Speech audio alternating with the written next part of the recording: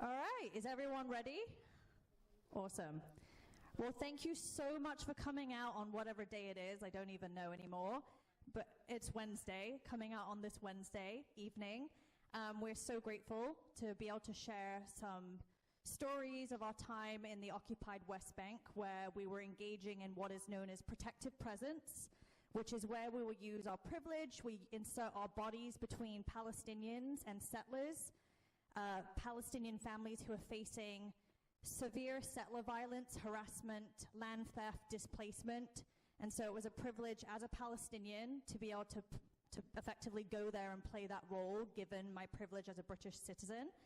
My name's Nadine. I live in San Jose, and I'm a kind of community organizer here. My name is Aisha. I live in Oakland, and I also do a lot of community organizing in the Bay Area, organizing direct actions. And I'm Anna. I also live in Oakland, and the three of us and the one other person we went to were lucky enough to get to meet each other, doing organizing in the Bay Area and coming together and having this experience. So it all started with us packing our bags from the Bay Area and headed to a place called Masafayata, which is a collection of Palestinian villages very close to the border of Israel. And so it makes it a very, very easy place for land grabbing to take place. I think what's also really important to note is that we're about 30 miles away from Gaza. So during our time there, we would witness and we would hear the planes flying overhead headed to Gaza. We would hear the drones that were also headed to Gaza as well. But Masafayata is really a very rural shepherding community. And it's about 16 plus villages, over 3,000 Palestinians live there. And what it has been facing is the largest forced expulsions since 1967. These families that we were doing protective presence for were also facing a significant uptick in settler violence and harassment since October 7th. But these stories started long before October 7th. And so that's one thing I really want to make sure people take away from this. What makes Masafayata a very notable place is that it sits within what is known as a firing zone. And firing zones are closed military areas that are designated by the Israeli military. And what has been happening is these firing zones have continued to crop up across the occupied West Bank. And just to remind you, the occupied West Bank is Palestinian-owned territory. So what has happened is that these firing zones, they're the brainchild of a man called Ariel Sharon, who later became the Prime Minister of Israel. And he established, or he created these firing zones, or the concept of firing zones, in 1979. And we know from a declassified document, from a top secret meeting that he had with a Zionist settler organization, that the firing zones weren't created for military operations or training. They were created with the one purpose in mind, and that was to ensure that there were land reserves for settlements to grow. So literally, firing zones were created so that settlers, Israeli settlers, could take more and more land. It's a way in which they can push Palestinians off their land, because effectively what happens is once a firing zone has been created, because it is a closed military zone, it means that anyone who lives within this zone is no longer allowed to live there. So you see these mass evictions taking place, and that's exactly what happened in Masafayata. Firing Zone 918 was established within Masafayata, impacting more than 12 Palestinian villages. So during our time in this area, we stayed with families directly inside of the firing zone. That meant that we were facing presence and interactions with IOF on a daily basis. And I say IOF because we don't call them the Israeli Defense Forces. They are the Israeli occupying forces for the purposes of my presentation today. Quickly, just so you can get a sense of this, the red and the yellow is what the firing zone is. Red basically means it's active, so the IOF is claiming that they're conducting military training, they may be rolling some tanks around, they may be shooting at some rocks. And then yellow effectively means like it's not active. And what you'll see is these blue circles within the inactive area. and those are Israeli shepherding outposts. And we'll talk a little bit about what an outpost is versus a settlement in a moment. But you'll see that basically when these areas become inactive, Israeli settlers will start to establish these outposts, and it is very difficult to get them out. And this was actually one thing. This is my favorite funny thing. Whenever we had an interaction with a police officer or an IOF member, they would claim that we should be looking out for these signs, but literally half the time they would just write that on a stone that was beneath a bush, and then claim that we were in a firing zone. So it's really funny because settlers would just draw these on stones. So that was a humorous endeavor. Another thing that makes Masafer Yatta a very interesting place to be, as I mentioned, the firing zone was created in the 1980s. The Israeli military, because as I mentioned, a firing zone means that no people can live there. So what happened is in 1999, the IOF rounded up all the Palestinians living in this area, threw their belongings into a truck, and left them at the bottom of a village where our guest house was. And so here's one of the testimonies of one of the women who was living in one of the villages where her family was evicted. They arrived at sunset and parked their truck at the entrance to the cave where we lived. Back then, there were 14 families living in the village. Soldiers put all our possessions into the truck: clothes, pots and pans, food. One of the soldiers raised an iron bed while my grandson was on it, a baby. I grabbed the bed from the soldier's hand and said to him, "What are you doing?" He said he was doing it so that you will leave. And around 100 soldiers took part in the expulsion that day. The soldiers didn't leave us anything: no mattresses, no blankets. They took the flour, the bread, the food to force us to leave. And so I share this story because it's very reminiscent of the Nakba, which happened in 1948. And I want to make this point that the Nakba never ended. The Nakba continues to this day. So effectively, families were expelled in 1999. And so the Palestinian families that were expelled started a petition to the Israeli Supreme Court, demanding that they be allowed to return to their home. Because again, they were evicted off their private land. They weren't living in a nature reserve. They weren't living in an archaeological site. They were living on their owned property, which they had the deeds for. So obviously, under international law, forced eviction or forced expulsion is a crime against humanity. So even though we know the system, the legal system in Israel, is inherently biased towards Israelis over Palestinians, no judge worth their salt would actually write their name on the eviction notice. So it kind of bounced around. And so eventually the court issued an interim injunction that would allow Palestinians in that area that were evicted to go home, but they were only allowed to go home with very specific conditions. They would not be allowed to build anything. No toilet, no additional room, nothing. And they were not allowed to build infrastructure, no water wells, no power lines. They were asking Palestinians to freeze in time. So of course, in May 2022, finally, a judge decided to rule a decision, and they ruled against the Palestinians.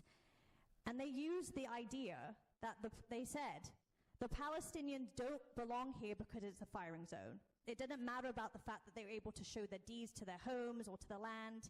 Effectively, it was the decision of the Israeli Supreme Court. And so now everyone in Masafer Yatta, and this is why we do protective present, are at risk of demolition and eviction at a moment's notice. And we see how this is being weaponized on a day-to-day basis, because what will often happen is you'll have a Palestinian family we stay with will have some kind of interaction with a settler. The settler, in any instance, will largely go free, but in the case that the settler will go to prison for some kind of assault, you can believe it that there will be a bulldozer the next day to bulldoze that family's house. And that's what we saw. And so before I hand it over, oh, actually, I don't think I'm handing over. Sorry, you're going to have to listen to me a couple more minutes. But I think one of the stories, and mind you, again, we were living with Palestinian families. It was a luxury to stay in a guest house and have like a bunk bed. So, we were living with families in caves. We were living in tents. We were sleeping on the floor because that's how the families are unfortunately forced to live. And so I think one of the family stories, one of the families we all got to stay with and meet and get to know during the course that we were there just for under a month, is effectively the story of Haroon.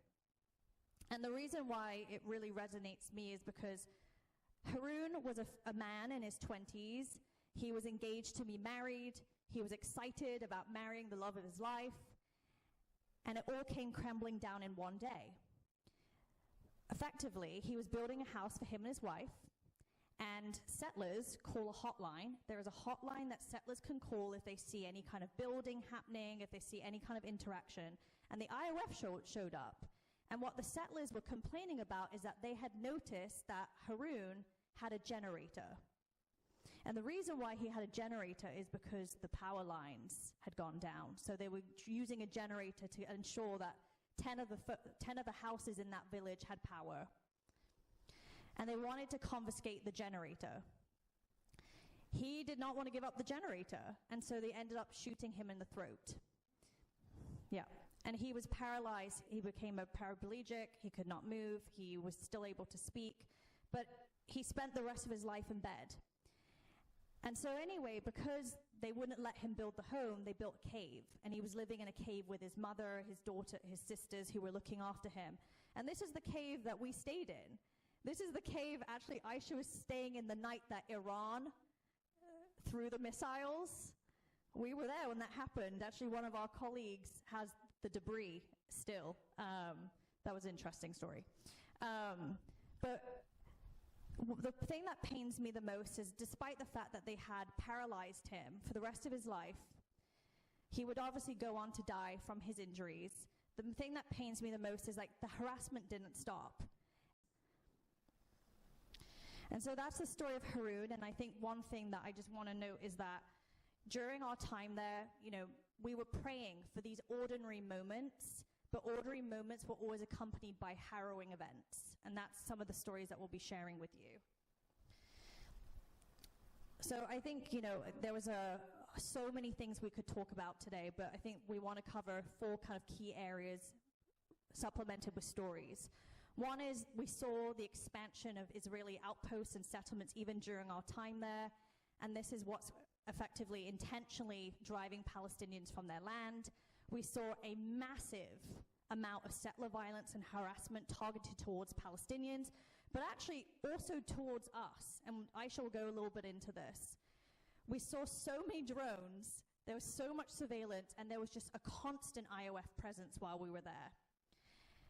And also the restriction of movement. And this wasn't just Masafa Yatta. We traveled actually to Al-Khalil, which is Hebron, to Al-Quds, which is Jerusalem, towards the end of our trip, and we'll share some stories as well during our time there. But I think what I'll do is, even before I went here, I wasn't quite sure what an outpost was. I'd read a couple of articles, but I just couldn't quite fathom what an outpost was. So it was one thing to see it. But outposts are illegal both under international law but also under Israeli law. However, Israeli officials, including our favorite Ben-Gvir, has been encouraging hilltop settlers for quite some time. So he's been encouraging people to go to the hilltops and create these outposts. Outposts effectively start with a flag or a tent or a mobile home, or even in this case, a bus on the hilltop where settlers will start to live. And what it does is it shows Palestinians that they are there. And over time, they'll continue to expand the area from that hilltop. So they're quickly connected. Once they kind of establish that there's an outpost there, they are quickly connected to actually establish settlements. So they'll connect them to the water lines, the power lines, and they'll also start to build paved roads. And so what eventually happens is that you create these corridor settlements, and Palestinians are usually in the valleys, and they get disconnected from everyone else. And it also puts them at substantial risk for even more settler violence and harassment. There was one family where we were in the valley. It was outpost, outpost, settlement, outpost, settlement, outpost. So all they do is they come down from the hilltops, fully armed, and they will harass, they will torment, sometimes they kill. And so it puts Palestinian families at increasingly risk. And so for those who don't know what settlements are, they're effectively housing complexes. They literally look like gated communities that they start to build on Palestinian private land. And so actually, I mentioned to you that little bus image. That was a photo that we took. It's pretty bad because I had to zoom in a lot. But I actually spent quite some time with one family in an area called Umdurit, which is where this video was filmed. And what has happened over time is these settlers who live in the bus have now started to come down to the family's home. In this instance, they came down from the hilltop. You can't actually see in this video, but they're all armed, so they all have guns on them that they've just put behind their backs. And they basically have started home invasion. So they'll walk through the house, they will sit on the furniture, they'll kind of make themselves comfortable. And you can imagine, these are people entering people's homes. And all they're doing is they're trying to basically remind them, like, you're not welcome here. We can get you. You don't belong. You should be fearful, because they'll come at all times of the day. This was a generally non-violent instance, but can you imagine someone doing this in your house? And so these are some of the things that we saw. And again, it was very off-putting seeing this from one of our volunteers, because, I mean, Aisha can tell you, she spent so much time sitting on this sofa while we were there. Just like randomly seeing it on social media. Like, I know exactly where that is. Exactly. So quickly, and then I'm going to hand it over to Aisha, who are these hilltop settlers? So there are about 700,000 documented illegal Israeli settlers in the occupied West Bank and East Jerusalem. Most of the settlers are from European countries, but about 100,000 of these documented settlers are American citizens. So these are folks from New York, New Jersey that decide to kind of move to Israel, and they will start to take Palestinian homes. They are financed and they are armed by Israel. They are also supported by well-funded settler organizations. So Mount Hebron Fund is a tax-exempt nonprofit in New York that raises money for violent settlers. So actually one of the guest houses we stayed in, the settlement behind us is known as one of the most violent settlements. It houses some of the most violent settlers. And the recent sanctions that Biden implemented against like 4 people, one of them was right behind the place where we stayed. And this organization, Mount Hebron Fund, is one of many that was raising funds to bail him out when he shot and killed a Palestinian. They're also supported by very wealthy donors, largely in New York. So you'll actually hear a lot about Not on Our Dime, which is a new initiative to basically remove the tax-exempt status of some of these nonprofits that are actively raising money for these settler organizations or for these violent settlers who are going and shooting and killing Palestinians in the West Bank. There are also multiple gangs of settlers, such as the notoriously violent Hilltop Youth, which was predominantly the gang that we saw. So you'll notice, this is one of our photos, they're really young. They're like 16, 17, 18, 19, 20-year-old boys and girls, fully armed with machine guns, who are at the forefront of the settler violence. And so this gang, I mean, I actually feel very sorry for them, I have to say, because the Israeli state or these settler organizations, they target at-risk boys and girls from Israel. Lots of them have lost family members, they may have behavioral issues, and what they'll do is they'll work with these organizations even in Israel, and they will say, we'll give them a better life, we'll make sure they're fed. And so that's exactly what happens. They get placed on the outposts, they live in buses, but they get food, water, and eventually they actually will join the actual settlements. And so it was just very interesting. We'll show some videos. A lot of the people who are committing these atrocities are like your kids.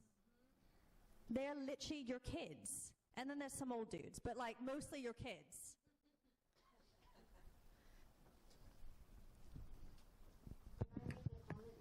Yeah. So another aspect of the outpost, according to Israeli law, another aspect regarding the outpost, according to Israeli law, if you build 3 walls and a roof, that's an established settlement. So that's also what they do. They build 3 walls and a roof, and then they can move in and live there. And then they start building it up. When Palestinians tried to do something similar to that, I think it was about 10 years ago, the Israelis came with bulldozers and just bulldozed it down. So according to Israeli law, the outposts are as legal or illegal. However, the Israeli government allows it, and the Israeli army supports it. Thank you for that. And another thing that we wanted to note here is, a lot of you probably know this already, so the occupied West Bank is split into 3 areas as part of the Oslo Accords. Areas A, B, and C. So Area A is fully under Palestinian control. Area B is under joint Israeli and Palestinian control, and Area C is under full Israeli control. So Masafer Yatta, where we were, is in Area C, and that is exactly why Palestinians aren't allowed to build, because they have to get a permit from Israel in order to build, and the permits are never granted.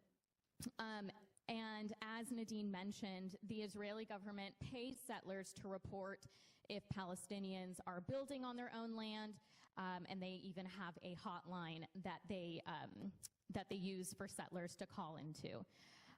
So a lot of the people, for example, down here you can see this is a tent. That's one of the families that we stayed with. That's me playing catch with one of the kids. And that is their house. That is their entire house. It's that tent because their home was demolished and they cannot rebuild it. So the main goal of these settlers, of course, is to steal Palestinian land through violence and harassment. So that same family who we were just talking about with the bus outpost on top of the hill and that video of the settler kids just smoking on their couch, this same family has these settler shepherds, is what they're called, who come down the hill every single day, every morning and every evening, and they graze their sheep on the Palestinians' land. They will let their sheep trample on their crops and eat the Palestinian crops that they're using for their own food. That's how they feed themselves. That family, the settlers set truck, this is a video that Anna took. She was there when this truck got set on fire. A lot of you have probably seen this video on social media. That was the second time that they had set this truck on fire in a matter of 6 weeks. They also have poured gasoline into their water well. They broke into their home and stole the refrigerator. They trashed their kitchen. The family actually had to leave for a little bit so that things could be repaired so they could actually live there again. And so the goal is to keep Palestinians in a constant state of fear and make their lives so difficult that they eventually leave. And unfortunately, a lot of Palestinians do leave. A lot of the places that we were staying, these families are some of, if not the only families left in their village because of this violence. And I mentioned settler shepherds. So obviously, shepherding is a practice indigenous to Palestinians. And so these settlers basically appropriate shepherding as a means to steal land, and they're really bad at it. I watched them physically have to push their sheep one time to try to get them to move, and you can tell that this is not an indigenous practice for them. This video up here, the settlers on Horsetop, Nadine can, if you want to, you can speak to that you were there. You want to share that story? So this is actually the family with the tent from the previous slide. And basically what's happening here is I'm filming because this was the worst 36 hours of my life. I mean, it was every hour something like this happened.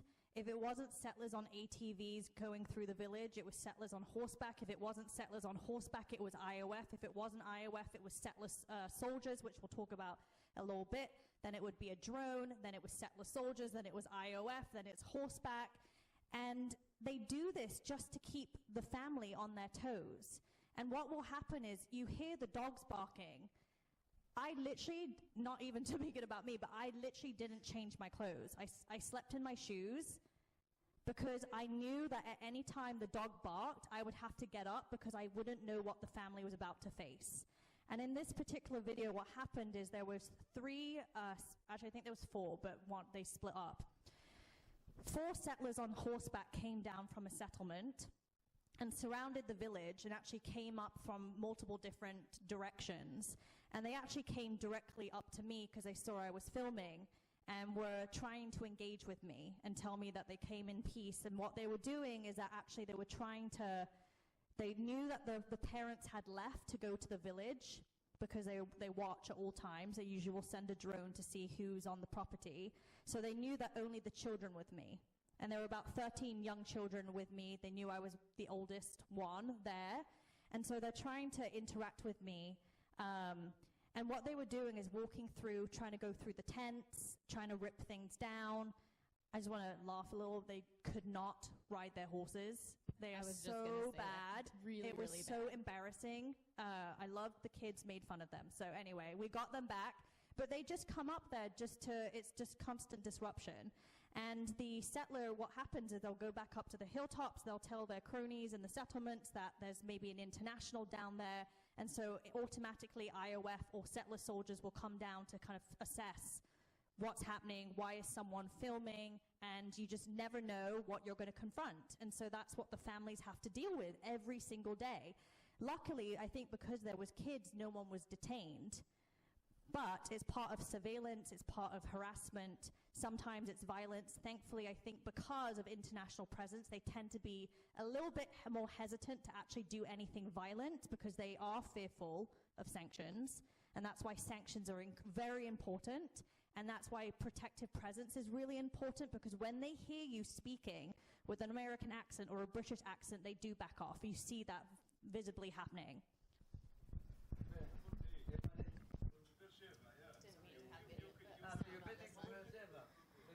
I'm going to turn this down a little bit because it's going to just keep. Well, the video that the sound was playing from right there is actually an example of that settler shepherd grazing his sheep on this family's land, letting the sheep trample over their newly planted and growing tomato plants. And the mom, this is again the same house, has to go and like shoo them away. And he just kind of like really nonchalantly just kind of goes up and says, well, you can see there's some tires stacked up to kind of like around the crops. And he says, well, if you don't want me to bring my sheep in here, you need to stack those tires higher. We spent that night stacking the tires higher. And also, as Nadine mentioned, settlers are heavily armed. So a lot of times we'd see settlers riding on their ATVs or walking through the property with their assault rifles strapped to them. The morning that we left, a settler violently assaulted a Palestinian man shepherding. This picture right here. Anna, did you take that picture? Anna was there. She was one of the volunteers that rushed to the scene that morning. Literally had to like just run and book it. Yeah. She took a bunch of pictures. You could see blood all over the land. And the ambulance arrived. They took him in the ambulance. A police report was filed, and nothing ever happened to the settler. And that's just how it is. On a daily basis, settlers, they get to do whatever they want, no consequences, and that's what makes it so dangerous. Is you never know what to expect. And one thing I'll just add is the reason why we see not only these settlers, part of the reason why these settlers are increasingly emboldened is because a lot of the IOF are actually going to Gaza. And so what's happening as part of this arming the settlers, Israel is allowing these like settler militias or these settler soldiers to have more control over what's happening. And these settler soldiers are not IOF. They are not formal soldiers. They are not formal police. And so those are those very racist, very aggressive individuals that are there for bad reasons. And that's part of the reason why you see more and more of this happening, is because you don't have as much regulation, because eyes are not on the occupied West Bank anymore. Reserves are going to Gaza, and then who's been left behind are these like religious fanatics. who are coming down from the settlements with the goal of taking more Palestinian land. So this is not new. I lived in occupied Palestine from 1981 to 1997, and there's been a long history of Israeli settlers, colonists, violently attacking Palestinians living throughout the West Bank, attacking their houses, attacking them, destroying their crops, stealing their crops, and they get away with it. If the soldiers come, the soldiers just stand there and watch and basically protect the settlers, because the Palestinians do not have the human right, the civil right, to protect themselves and to protect their families and to protect their land and to protect their crops. They cannot do anything but stand there and watch. And there used to be, I don't know, I'm assuming they still do, that they would put bars on their windows because the settlers would drive up and throw rocks at the windows to break the windows and then drive away. So this is not new. Not all the settlers are religious. They all suck. Yes. Facts. Fair point. Also, the two photos on the left, I just will quickly point out. The one on the top left is in El Khalil, Hebron. And you'll notice when you're walking around the areas with the shops that there are these barbed wire nets on top, and there's all this trash, and it's because the settlers who live above there will throw their trash onto the Palestinian property where Palestinians live or have their businesses, so they have to have those nets there. And then the one in the bottom left is a stream that used to be a beautiful stream, clean, fresh water, and is now poisoned with sewage. And we drove past it, and it smelled so horrendous. Yeah, and the person driving us said, yeah, that used to be a clean, fresh stream that we could drink from. The picture in the middle here with a sign says, "This road leads to Palestinian village. The entrance for Israeli citizens is dangerous." So you see this all across the occupied West Bank, and I just wanted to point that out because Israel does a really good job of basically marketing, telling people that, or it's propaganda, telling people that it's really dangerous to go to the occupied West Bank if you fly into Tel Aviv or even crossing the border from Jordan. You never want to say that you're going to travel to the occupied West Bank. First of all, they wouldn't let you in.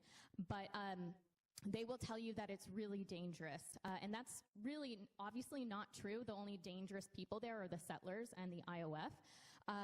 But the reason that they do that is because they don't want people to see the apartheid. They don't want people to see the settler violence and harassment and the land theft. So they really discourage people and make people think that it's really dangerous for them to go there. Oh.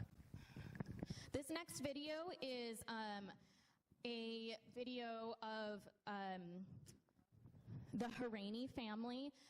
The Haranis are the main Palestinians that we worked with as part of the organization that we were with. So there's some of the main activists in the Masafer Yatta area, and they are, really, we stayed in their guest house. That's where we stayed. Their family home is immediately next door. And in this next video, you'll see Hafez and his son Hamoudi, talking about settler violence and their own experience with settler violence. So, they're the ones organizing all of us volunteers to go and do this protective presence with these other families at the same time that they themselves are facing this settler violence.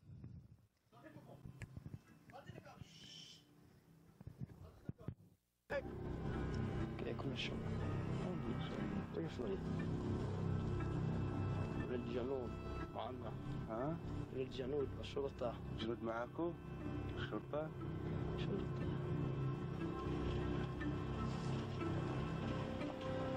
This is my land. This is my land. You should take him out from here. Here the army and they are not doing anything. They are trying to take me from my land.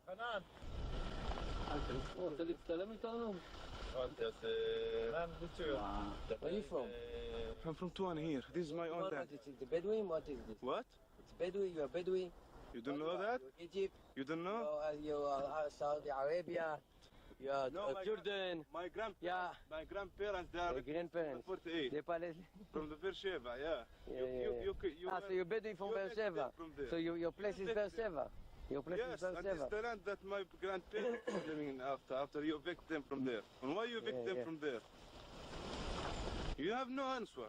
No answer. There's no. הנתון, זה ברור, שטח צבאי סגור, אני מבקש ללכת, אני מתחיל לספור. תן להם 5 דקות שילכו. יש לכם 5 דקות, הייתם פה. אתם רוצים לקרוא? زي كل مرة إعلان منطقة عسكرية مغلقة وهسه لازم نطلع من الأرض وزي ما شايفين هاي المستوطن الموجود وإحنا نطلع من الأرض.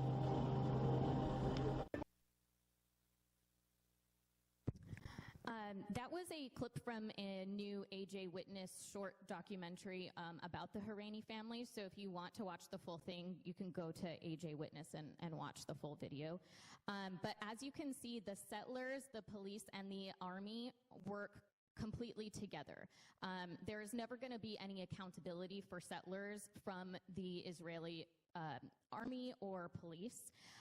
So they work together, and as Nadine mentioned, especially after October 7th, when now a lot of the IOF are being deployed into Gaza, the settlers have now taken on that role of being soldiers as well, and a lot of them will dress as soldiers in military uniform. Some of them are reservists, some of them are just random people that try to dress in green shirts and look like they're soldiers. They're heavily armed, and they act like, they have the authority. Yeah, my favorite was a settler soldier wearing Calvin Klein. So that was a good clue that it was not an IOF, it was a settler soldier. So you just got to look for labels. And the shoes, but they will be wearing green.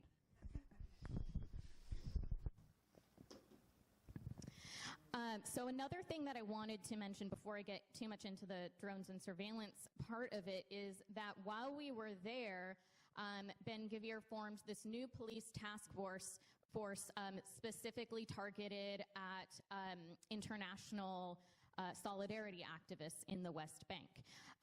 So, sometimes when you're there, obviously we are there to hopefully deter settler violence using our privilege as international passport holders. And if we can't deter the settler violence, at least we are there to document it. And sometimes it's hard to know if we're really making a difference, if our presence there really seems to matter. The families tell us that it does, and they really want activists there every day, every night, when they're shepherding, when they're sleeping. And so we listen to them when they tell us that it matters, then we say, okay, then it must matter.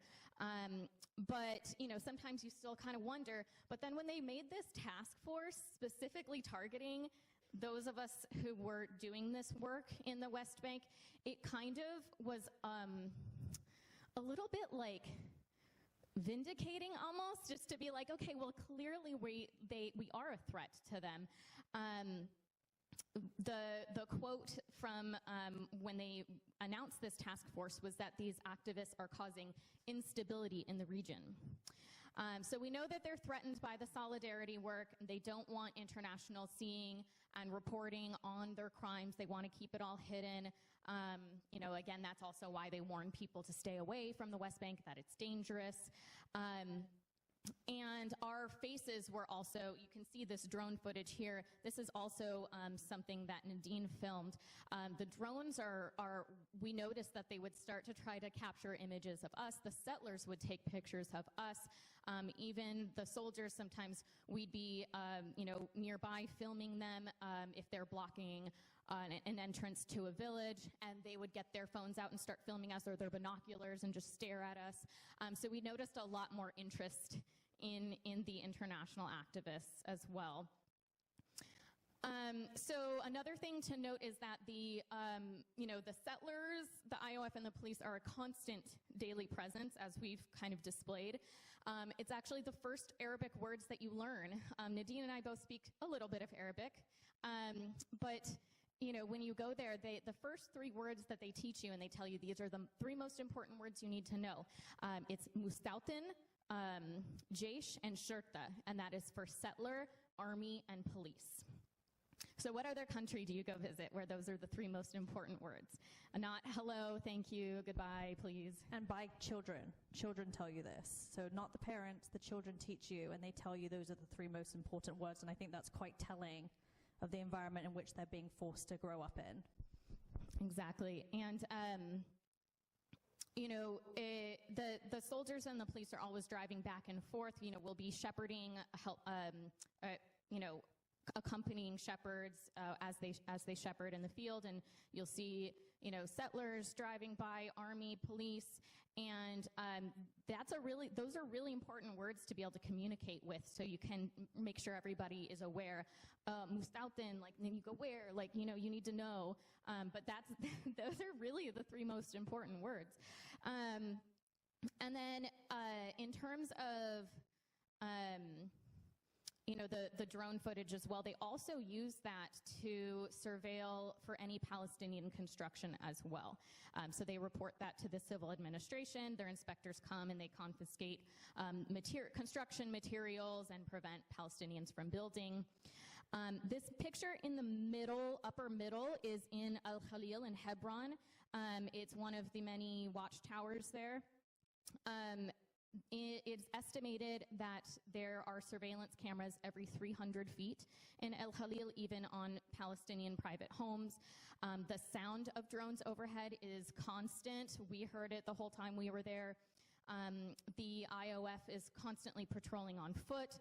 That was the first thing we got out of the taxi, and immediately there's all of these IOF soldiers and again, these are really young soldiers too. They're pretty much teenagers, maybe 20. So it's really this dystopian kind of thing to just be seeing all of these young kids in military fatigues and with their assault rifles and just patrolling through a market and stopping people randomly because they can. In El Quds, Jerusalem, we were in a coffee shop one time, just hanging out, having coffee, and there was a group of soldiers. Oh, is that the next slide? So this is the video on the left here. That was me trying to be sneaky about taking a video, because if they saw me recording, they would have, gotten us. They would have questioned us and probably detained us. But you can see that they just decided to randomly stop young Palestinian men, and they were doing this not just with him, but with every random young Palestinian man that walked by, making them lift up their shirts, turn out their pockets, give their IDs, detain them for a while. And this is just the most random spot to do this. It's just a random street. There's no reason for it, but they can, and so they do. And they eventually noticed that we were kind of watching them. And eventually one of them came over and asked us if we spoke English, and we just pretended like we didn't understand. Nadine speaks French and responded to them in French. And they kind of got really awkward and uncomfortable. Again, these are kids. They just eventually they walked away, and then after another minute or so, they just left. They left the area. And I think it's partially because we made them really uncomfortable and we were clearly watching them. So that's another example of how I think our presence as internationals can be really helpful. I mean, obviously they probably just went away and did the same thing somewhere else, but it felt kind of good to be like, oh, they clearly didn't like that. And there's also TSA-like security near all of the holy sites. So when we were trying to go to the Al-Aqsa Mosque, it was like a disaster because there were soldiers everywhere telling us to go different ways and trying to scare us away from going there, saying, oh, well, if you're a Christian, Nadine's a Christian Palestinian, they were trying to tell her she needed to go through a different entrance. Saying, well, it's dangerous for you to go there as a Christian because they're not as tolerant as we are at the Temple Mount, and all of this stuff. It was such a struggle for the 3 of us to just be able to go into Al-Aqsa together. And another thing regarding surveillance is that they have this AI surveillance system called Wolfpack, which is made up of a few different systems. It's an AI system that stores a profile on every Palestinian in the West Bank. There's one called Red Wolf, which is used in El Khalil, and it's used at checkpoints like this one in this video here. And it scans their faces and uses a color-coded system to determine whether a Palestinian should be allowed to pass, be interrogated, be arrested. Amnesty International calls it automated apartheid. And then they have another system called Blue Wolf, which is even scarier because it's an app on their phones that they can use anywhere. It does the same kind of thing, but they can stop a Palestinian anywhere at any time, not even at a checkpoint, and pull out their phone, scan their faces, get all of the information that exists on this person, and have some BS color-coded system to tell them what to do. And it's even gamified in the app, so whoever, if there's not pictures of this person in there already, they get points for taking pictures. Whoever, takes the most pictures gets like the high score, they'll get like paid time off. So it's really, it's really quite disgusting. And there are similar systems that are used in Gaza as well.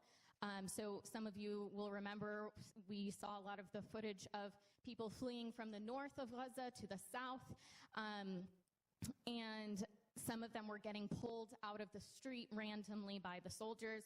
That could be for various reasons, but one of them is because they're using this surveillance system, and it will tell them, oh, this person might be Hamas, you better pull them out. So these systems can have deadly consequences. And I'm going to hand it back over to Nadine to get more into talking about these checkpoints and other kinds of restriction of movement as well. Yeah, and one thing I'll just add on this kind of gamification, most of the time if something is a Hamas or they claim that they need to be arrested, it's because the soldier has said that in the system. So it's not that it's something that has flagged the system, it's a label that an Israeli soldier has assigned them. So you can imagine how that has been weaponized in Gaza. Someone may have said this person is Hamas, and therefore they're treated like Hamas and therefore killed. And that's how a lot of innocent civilians are being killed. So kind of the last point is around restriction of movement that we witnessed while we were there. And Aisha showed, one of the flying checkpoints, which is one of the ones we experienced in Hebron, which are these random, very informal checkpoints that are set up either on roads or in streets and pedestrian alleys, etc. Usually a couple of soldiers, and what they really intend to do with this is just to disrupt.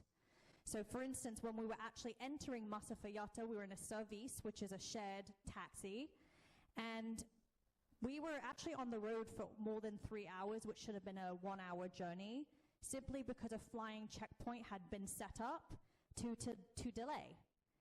And the reality is that again, it's very intentional. It's very different to like a permanent checkpoint, which, you may be allowed in or not depending on your license plate. So for instance, we visited my family and they live in Bethlehem or near Bethlehem, and there's a checkpoint. And we had to get someone when we headed to Jerusalem with Israeli license plate. And when we entered, they had closed the checkpoint. So we couldn't even get to my family's home. We ended up having to drive an additional 45 minutes to get to another checkpoint, hoping it would be open, because the soldiers had decided they'd had a long day. And that's, again, very intentional. So even if you are in the West Bank, they will close a checkpoint at a moment's notice, and they will set up checkpoints at a moment's notice. Road closures is another thing that we witnessed. While we were there, that is when the raids were at an all-time high. That was when you were hearing about raids in Nablus, you were hearing about raids in Tulkarem, you were hearing about raids all over the place. And so what you start to see is this denying access of roads, specifically to major towns. So again, we were in a very rural area. The closest major town was called Yatta. And it was probably about a 15-minute drive from where we were staying. And as a result of collective punishment, what they would do is randomly close the only road that would allow access to the major town. So suddenly, everyone is on lockdown. No one can go get groceries, no one can go to the doctor, no one can go to the hospital. In the case of an emergency, good luck. And so what happens is Palestinians are forced to go on these dirt roads. And I just want to touch note on this quickly. It's a kind of a cycle of violence. One of the families I stayed with, it's a long story that I'll keep short. Because so many of these road closures happen, Palestinians go through cars like no other because the tires get damaged, the cars get damaged. These are like jagged dirt roads with tons of stones. You're like flying up boulders. And so cars are also super expensive because they are imported exclusively from Israel and they are 10x the price. And so what happens is Palestinians, again, in this era, very rural, very poor, largely settler, shepherding families that rely on animals for their livelihood, can't afford to buy a car. So basically what they do is they buy cut wrecks, and they basically try and do them up. And so then what happens is the Israelis will confiscate their cars. And so again, it's just this cycle of violence where they're going on these roads because the road is closed. They can't buy a car, so they buy a wreck. The Israelis then confiscate it. And you can imagine it's just this cycle of violence. And so we witnessed it, and it's a form of collective punishment. I talked a little bit about the permit system. So for instance, my family, live in a town near Bethlehem. If my family wants to go to Jerusalem, they have to request a permit to go. And they may or may not be approved. It could take weeks, it can take months, it can take 2 days. It just depends on who's reviewing it and what they want to do that day. And that's another way in which the Israelis have total control over Palestinians, is even just, again, monitoring, allowing, restricting their movement. And then finally, one of the most, obviously common things, or I'm hoping everyone knows about the apartheid wall, which is the separation barrier, which is a 440 plus mile long wall that divides the West Bank from 48. And so, again, even in terms of the construction of this separation wall, they decided to build it on the Palestinian side. So even in terms of how they built the wall, they ended up using it as a land grabbing exercise. And again, it's just another story of just restriction of movement, taking land, etc. And so this is a photo we took. This is actually in Bethlehem, or near Bethlehem. This is one of the watchtowers. It's constantly stationed with an Israeli settler soldier that is fully armed. And Aisha will tell you a little bit about kind of one refugee camp in Bethlehem. But this is, for instance, one of the checkpoints in Al-Khalil in Hebron, which we would have otherwise have had to walk through. In this instance, they randomly decided to close it, and this would have given us access to the Ibrahimi Mosque. Instead, they closed it because that day, and it's weird because we had so many weird encounters with Ben Gvir while we were there, it was really off-putting. But he decided with his friends to storm the Ibrahimi Mosque. So when Aisha mentioned that when we got to Hebron, there were like a bunch of IOF soldiers, they were protecting the settlers who were en route to storm the mosque. And so they decided to close this because this is the Palestinian checkpoint. And so, again, what Palestinians have to do, they have to delete all their apps, they have to delete Al Jazeera, they have to delete their Telegram, they have to delete their WhatsApp, anything that might give them an inch to indicate that they're doing something wrong, they have to be wiped from their phone. In this instance, I don't know why it's frozen, but it's another example of a flying checkpoint. It's the one we experienced when we were en route to Masafiyata. And again, I mentioned we were in a service, so we were actually in a car with multiple Palestinian men that were also en route to Yatta, which is the main town near where we were staying. And again, they just never know what to expect. And so I was actually sitting in the back next to two Palestinian men who, when they saw the checkpoint, they saw the soldiers, their natural thing is to pull out their Palestinian IDs. And they just started chain smoking. And at first I was like, why are these people chain smoking in the car? Like, do they know anything about, cancer? But the reality is because they're so nervous. They're chain smoking because they don't know what's going to happen. They're so anxious.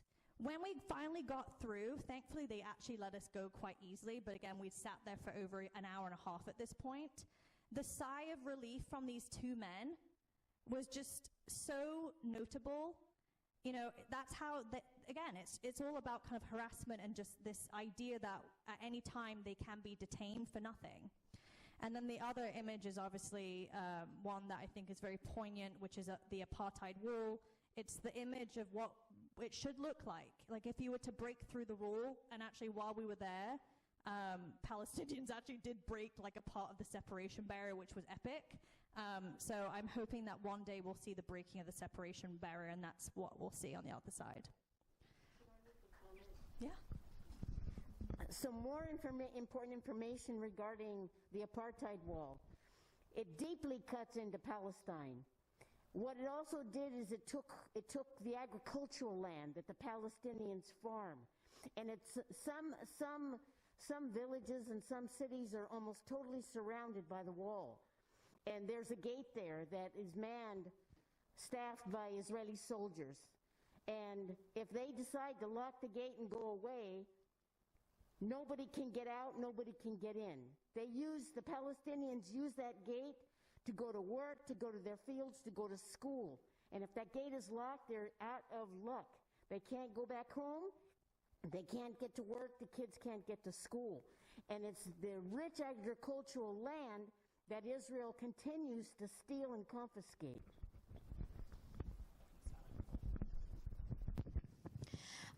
So just wrapping it up a little bit, we wanted to also mention a few other, parts of the occupied West Bank where we also witnessed some of this violence. So we did talk about, Masafriyata, that was where we primarily were. We mentioned El Khalil and El Quds. But there's another neighborhood near East El Quds called Sheikh Jarrah. So a lot of you probably are familiar with this neighborhood. It is a neighborhood in East El Quds that's under constant attack by settlers and the military who are trying to evict the roughly 3,000 Palestinians that live in this neighborhood. It is estimated that there are 1 or 2 Israeli cameras every 15 feet in this neighborhood. So we met a man named Salah Diab, who is the person who began organizing weekly Friday protests about 15 years ago against this land theft. And that's the time that a lot of people became familiar with this neighborhood internationally. It garnered a lot of media attention. And he showed us a lot of the pictures of the protests and the violence that they were met with, told us stories. And these weekly protests continued every week for 15 years up until October 7th. After October 7th, they had to stop because it is now too dangerous, because the soldiers will immediately respond with live ammunition. And so Salah, this picture on the left here is a picture of the house immediately across the street from Salah. And his Palestinian neighbors used to live there.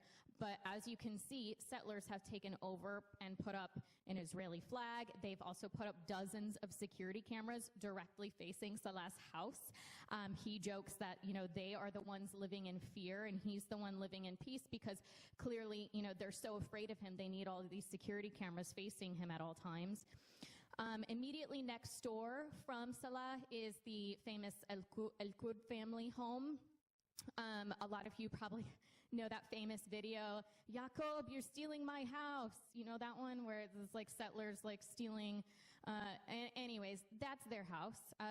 So half of the El Qud family home is now occupied by settlers. Also, Ben Gavir, again, set up a tent in front of this home, this settler's house, or the Palestinian house that the settlers took over, and called it his mobile office to show support for the settlers. And that tent is still there. It's just moved a couple of houses down at this point. And currently, Salah is being evicted from his own home. He has been given 2 months to leave and has to pay $35,000 US. It's because, Israel often makes Palestinians pay for their own home demolitions and evictions. And so he has no plans to leave. he is going to stay where he is and continue resisting. It really, he's a true embodiment of existence is resistance. And he told us to share his story, when we came back, so we wanted to make sure we mentioned that. It's funny also, just a couple of days ago, AJ Plus put out a segment on him talking about all of this and showing these same pictures. So that was I'm really glad that it's getting some more attention. And then the other place that we wanted to mention is the Aida refugee camp. It's near Bethlehem. It is partially surrounded by the apartheid wall. It is near two massive illegal settlements, an Israeli military base, and 7 watchtowers, and it's also right next to the main checkpoint between Bethlehem and Al-Quds. So this puts them under constant threat of physical violence, excessive force, collective punishment. And there's a study from UC Berkeley that concluded that this refugee camp is the most tear-gassed place in the world. And the use of the tear gas is not even correlated with anything like, political tensions or protests or anything. There is no correlation with anything like that. It is just a matter of fact. And the picture in the top right here, they have this sign that says, "Ask us how we turn ugly tear gas canisters that the Israelis shoot at us into beautiful pieces of art." And that's what they do. That's the entire shop there.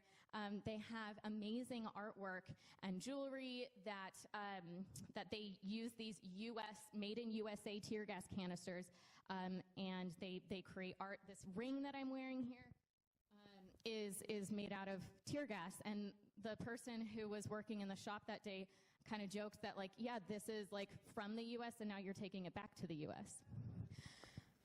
And then this shop in the bottom right here is something from El Khalil. We also just wanted to note here, we met a shopkeeper whose shop was burned by the IOF, and he now has this little corner with some of his burnt kufiyas and a sign that says, "Burning the shop, but we are steadfast." So those are a few things that we wanted to note about how Palestinian resistance comes in many creative and beautiful forms. And just one thing I'll add, because you're probably like, what is this random photo showing? I just wanted to note this. So this is actually a photo of the woman who was forced, the Palestinian woman whose house this belonged to. So you'll see the stairs, which are here. You'll see, you can see like the shed, which is here, and basically these are the settlers. Like, this woman had just been forced out of her home, and this is their reaction, just laughing at this woman who's crying because she's just been forced out of her home. And again, I think this just like encapsulates occupation in a single photo. And so when you see, I think it's just very painful because, again, it's just, even in someone's darkest, most sorrowful moment, these Israelis have an ability to make it even shittier.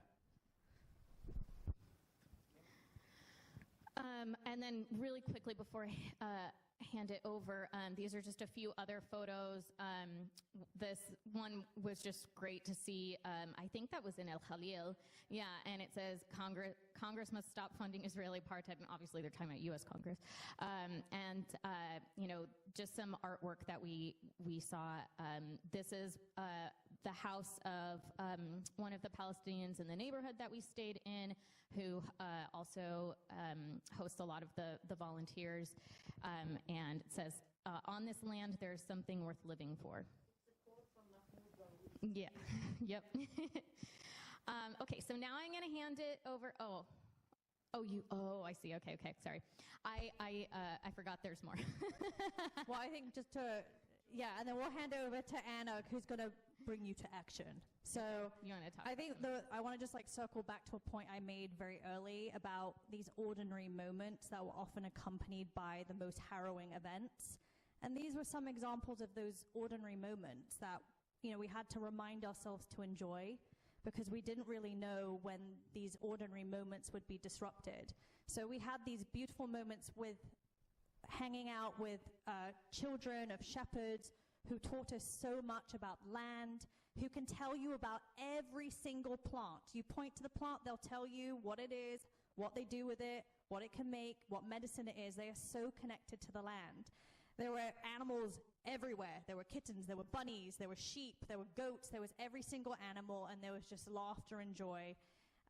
That's the far right, top right is just, you know, you'd see when we were shepherding on a good day, you'd see a little donkey like running down from the hill, and there'd be a little boy on the donkey, and he'd be bringing a kettle and some tea, and we'd just sit down in the field amidst the sheep and just drink some diabetic tea.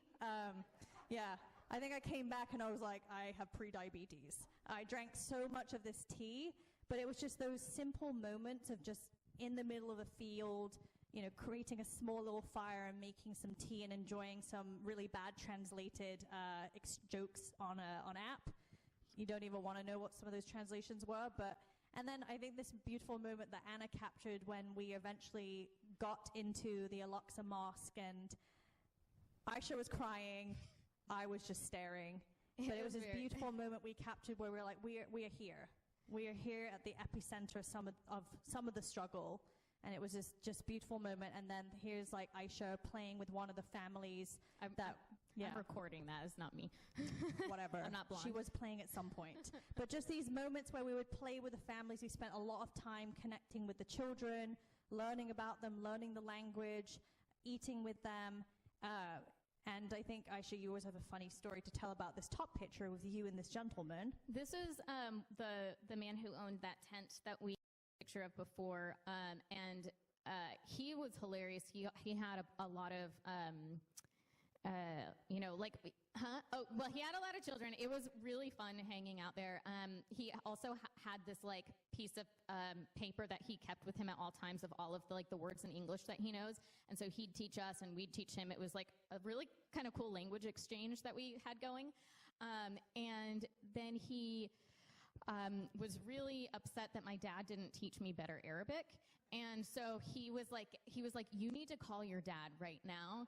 And so I called my dad on WhatsApp, and that's me calling my dad, and then I literally, they talked for a while, and he really chewed him out about it.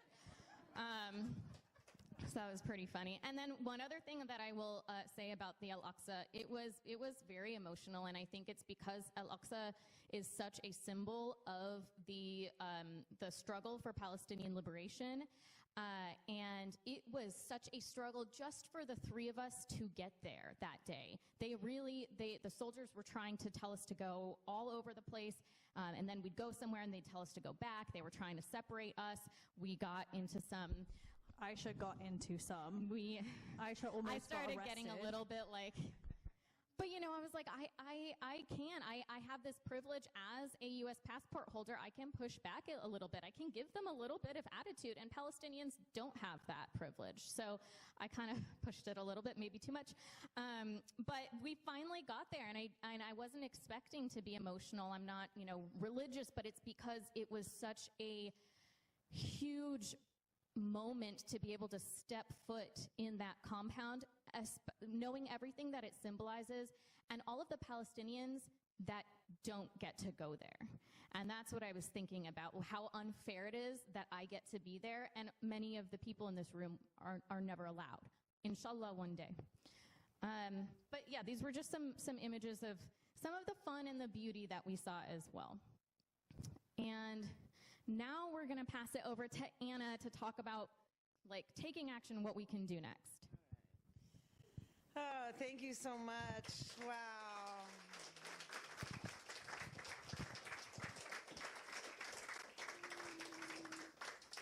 Thank you so much. What a experience to be able to live through it again.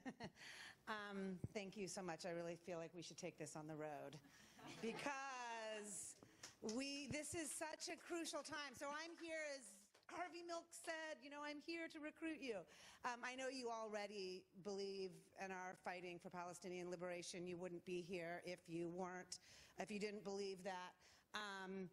But what I'm so thrilled about, hearing this and the power of being able to bring what we witnessed to an American audience, because it is our job to end U.S. complicity in Palestine. And these stories and these images are so powerful, and particularly for so many people who don't understand the settler piece of the occupation. They don't understand that these are occupied territories. They don't understand the settler violence that only now is beginning to be shown to the world. Many of you might have read the New York Times Magazine piece a couple weeks ago, which was a surprisingly, it was a strong B, but it still used a lot of problematic language, but it is, I think it's very important that we begin to see and understand in our politicians how this happens, how this complicity works. All right, so what I just wanted to say is that there is actually some really significant political movement and opportunity right now. There's like little cracks, and we really want to work with you and everyone to like kick that crack open. We are at, I think, about 94 people signed for a ceasefire, and that's a lot from 8. Where we started from, and that obviously continues to be our goal. So whether your congressperson voted a ceasefire, if they did, thank them, because it's a tough time right now to be calling for a ceasefire in the political environment. If they didn't, we want you to still, push them, obviously. But I just want to share a couple of sort of the movements that are coming up. Nadine mentioned that in February, Biden had the first of these sanctions. This was really the first little crack, I think, when I talked, breaking the bear hug, the first little crack we saw in Biden sort of acknowledging that settler violence is real. And we are working with Palestinians on the ground and other allies here and in D.C. to continue to try to get more specific stories and names and pictures of these settlers. I mean, there's 4. They find them by individuals.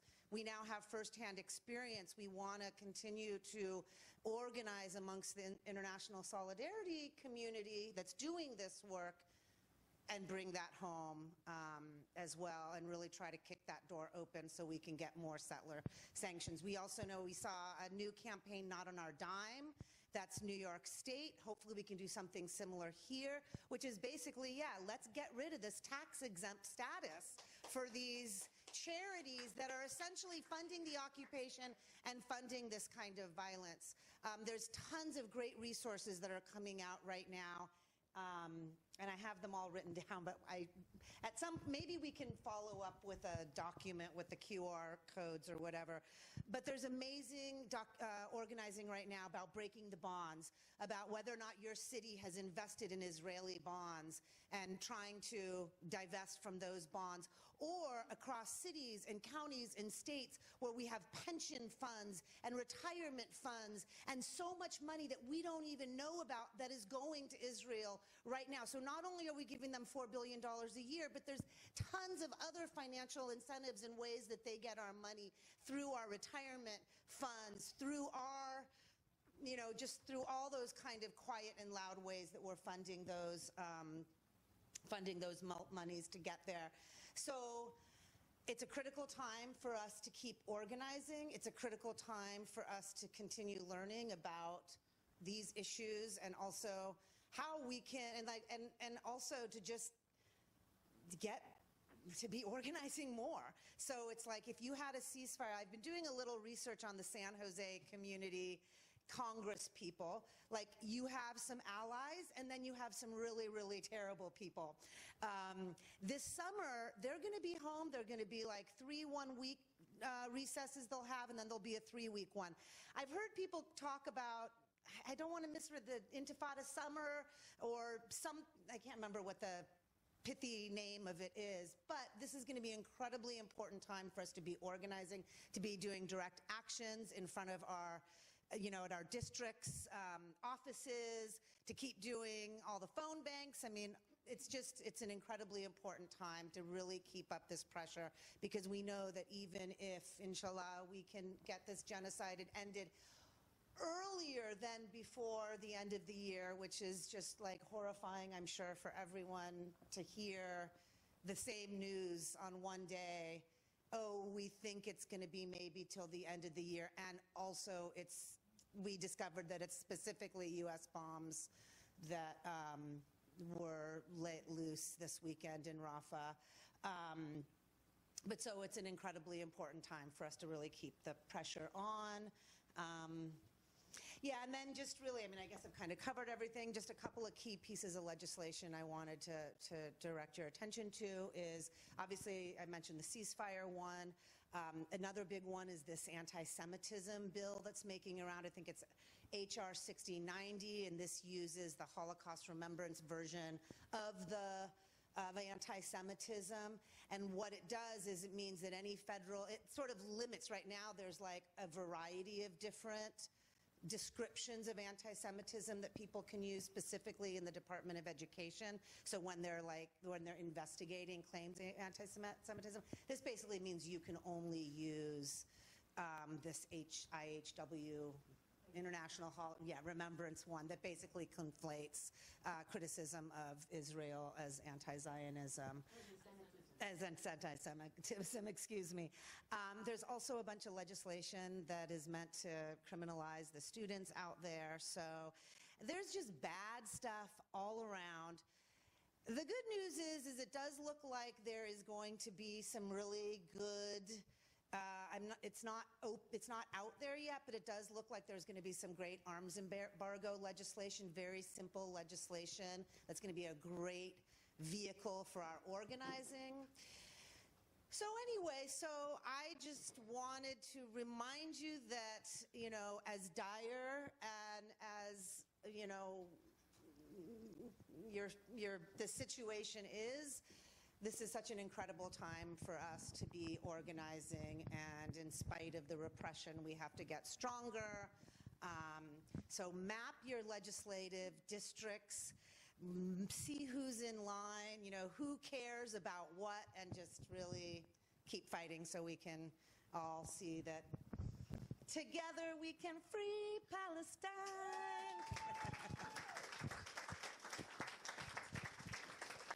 All right, thank you everyone so much. I know there's a couple people who want to make some announcements. So Nora, do you want to come up and just give an announcement? And then Wendy. And thank you everyone so much for coming. Really appreciate it. Thank you, Nadine, and thank you, all three of you, wonderful people. Can you hear me? Hello? Is this on? Okay. Yeah, I just want to thank you for your courage and just standing, you know, putting your body on the line. I know it's a really hard decision to make, especially when your families are freaking out, and just, you know, taking that first step, because not too many people are willing or able to go right now. It's a really scary time. So my name is Nora. I am with Palestine, PALAUDA, which is Palestine Assembly for Liberation and Return. And, thank you. We're working closely with the ISM, which is, does everyone know what the International Solidarity Movement is? Or is there anyone that doesn't know? So ISM, just in case folks don't know, does nonviolent direct action. Folks may have heard of Rachel Corrie, who was with ISM in 2003. It began in 2001 as a form of internationals coming to stand with Palestinians. Since then, you know, there were dozens of popular committees doing nonviolent direct action over the decades, but since the escalation of settler violence and U.S. weapons being shipped over, like in the tens of thousands, especially since 2018, but currently increasingly by the day, the movements have been pretty much just decimated and attacked, and all the leaders have been imprisoned or killed. And so now we have to do a protective presence, which isn't quite, you know, the level of nonviolence that we want to be at, but it's the start and it's an entry point. So ISM has this presence in Massafa Yatta, and they are calling for internationals to come stand with them again today. So we're organizing a delegation that will go together, but the need is ongoing and long-term, and, the need is tremendous. Throughout the West Bank, we want to go in spots that are like hot but not on fire. And so, it's a delicate balance between, being able to really stand with Palestinians and decrease the violence, and really putting yourself, like, we're not going to Jenin or Nablus yet. But inshallah, if we can get enough people there, like in the thousands, then eventually we can continue to put pressure. We can document the settler violence and hold these, like, to the State Department. We can continue to report back to the ICJ. My org in New York is working with the folks Not on Your Dime to build legal case. So there is multiple ways to engage currently for anyone that's interested. Just want to give a little plug to consider going in this moment. It's desperately needed. So thank you for being here, and thank you. Okay, thank you, everyone. Thank you so much for coming.